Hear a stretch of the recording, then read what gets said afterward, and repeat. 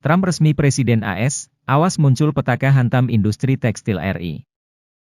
Terpilihnya kembali Donald Trump sebagai Presiden Amerika Serikat, AS, rupanya akan berimbas besar pada sektor industri Indonesia. Hal ini disampaikan oleh Direktur Eksekutif Center of Economic Reform, CORE, Indonesia Muhammad Faisal. Faisal mengatakan era kepemimpinan Trump akan memiliki perbedaan yang sangat signifikan dengan Presiden AS Joe Biden, terutama dari sisi nilai ekspor-impor serta pertumbuhan perdagangan global.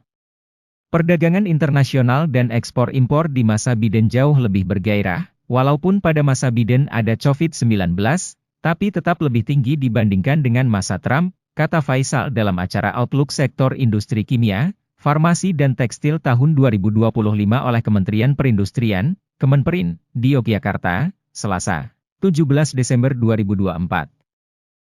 Faisal memaparkan perbedaan signifikan antara Trump dan Biden terdapat pada kebijakannya. Ia mengatakan, Trump lebih condong mendorong industri domestik, investasi kemudian didorong masuk dengan pajak, pemangkasan pajak operasi, serta menaikkan tarif impor untuk semua barang dari berbagai negara. Tak hanya itu, Trump juga diprediksi akan melancarkan beberapa regulasi, termasuk efisiensi dalam anggaran-anggaran pemerintah. Hal ini sendiri, kata Faisal, akan berefek ke banyak hal, termasuk nilai tukar dan ke sektor industri. Akibat kebijakan Trump, maka ada potensi nanti kelemahan dan sisi nilai tukar juga, imbuhnya. Khusus tekstil, yang perlu kita perhatikan juga adalah dampak dari kebijakan Trump.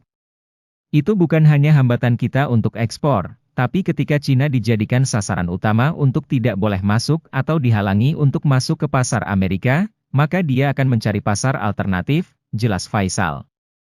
Saat kondisi sekarang sudah oversupply, Cina harus menyalurkan itu barang-barang. Kalau tidak Amerika, Cina akan cari negara lain yang punya pasarnya besar dan tempatan perkembangannya kecil, salah satunya adalah Indonesia. Menurut data CORE Indonesia, pertumbuhan impor Indonesia berdasarkan negara tujuan, salah satu yang tinggi impornya adalah dari Cina sebesar 8,4%. Khusus tekstil dan produk tekstil, pertumbuhan impor mencapai 12,5% Cina. Angka ini tercatat meski ekspor RI ke Cina minus 2,8%.